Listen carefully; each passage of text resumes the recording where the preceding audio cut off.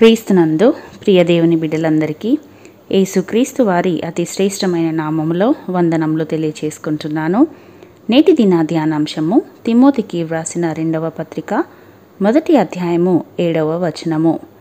దేవుడు మనకు శక్తియు ప్రేమయు ఇంద్రియ నిగ్రహమును గల ఆత్మనే ఇచ్చెను గాని పిరికితనము గల ఆత్మనీయలేదు. ప్రియులారా, అనేకులు వారి జీవితంలో ఒక కష్టాన్ని ఎదుర్కోవాలి అంటే చాలా భయపడిపోతూ ఉంటారు. వారికి ఎదురైన పరిస్థితులను బట్టి, శ్రమలను బట్టి ఎక్కడికైనా దూరముగా పారిపోతే బాగుండు అని ఆలోచిస్తూ ఉంటారు. కొంతమంది ఆత్మహత్య చేసుకుంటే బాగుండు అనుకుంటారు. మరికొందరు అందరికీ దూరముగా వెళ్ళిపోతారు. కొందరు విపరీతముగా ఏడుస్తారు, కృంగిపోతారు. ఇంకొందరు తమ బాధని, కోపాన్ని, ఆవేశమును అణుచుకోలేక వారిని వారే గాయపరుచుకోవడము లేదా ఇతరులను గాయపరచడం వంటివి చేస్తుంటారు. ఏది ఏమైనప్పటికీ కూడా మనమందరము కూడా మన ఇంద్రియాలను నిగ్రహించుకోవడంలో అనేక మార్లు విఫలము అవుతుంటాము. కయీను తన కోపమును అణుచుకోలేకపోయాడు. అందుకే తన తమ్ముడైన హేబేలును చంపివేశాడు. యాకోబు తన బాధను దాచుకోలేకపోయాడు. అందుకే రాహేలును చూడగానే ఎలుగెత్తి ఏడ్చాడు. ఐగుప్తీయుడిని చంపినందుకు ఫరో తనను చంపేస్తాడేమో అని మోషే మిక్కిలి భయపడిపోయాడు. అందుకే ఫరో ఎదుట నుండి పారిపోయాడు. గేహాజీ తన కోరికను చంపుకోలేకపోయాడు. అందుకే పరిగెత్తుకొని వెళ్ళి నయమాను ఇచ్చిన కానుకలను తీసుకున్నాడు.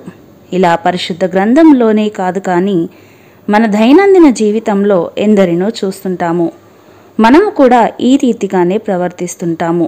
దావీదు కూడా ఒక దినమున తాను అనుభవిస్తున్న సమస్యలను బట్టి నాకు రెక్కలు ఉంటే బాగుండు, ఎక్కడికైనా దూరముగా పారిపోతే బాగుండు అనుకున్నాడు.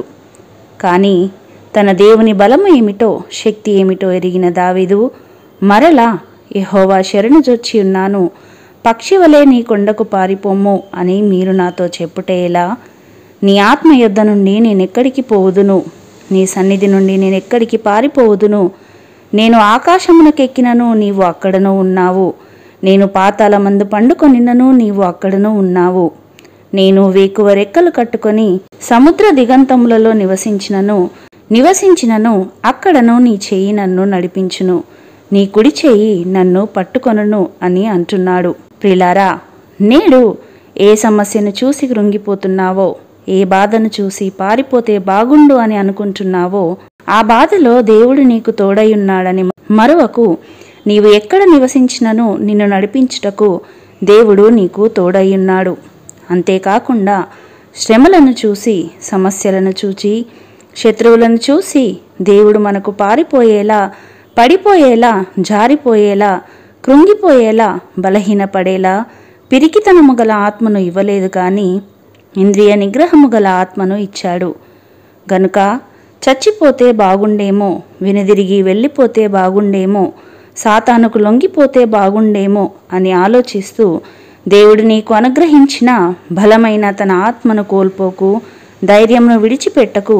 ఎందుకంటే మీ ధైర్యంను విడిచిపెట్టకుడి, దానికి ప్రతిఫలముగా గొప్ప బహుమానము కలుగును అని వాక్యము సెలవిస్తుంటున్నది. కాబట్టి మన ప్రతి శ్రమను జయించి దేవుని ఎదుట నుండి గొప్ప బహుమానము పొందుకునే వరకు పరిశుద్ధాత్మ సహాయముతో ప్రతి సమస్యను జయిద్దాము. అట్టి కృపను దేవుడు మనలకందరికీ అనుగ్రహించునుగాక. ఆమెన్. ప్రార్థించుకుందాము. కృపామయుడా, సర్వోన్నతుడా, పరలోకమందున్న మా దేవ, శాశ్వతమైన మీ కృపను బట్టి మీకు వెలలేని వందనాలు, స్తోత్రములు. నమ్మదగిన మా దేవ, ప్రభువా, మా రక్షక, మీరు మా మనవులను ఆలకించువారని, తగిన సమయంలో మీ చిత్తములో వాటిని మా ఎడల జరిగించునయున్న గొప్ప దేవుడవని మేము విశ్వసించుచున్నాము.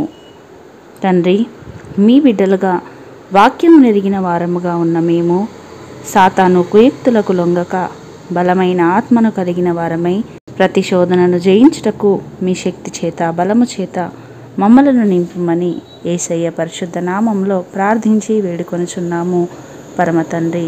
ఆమెన్.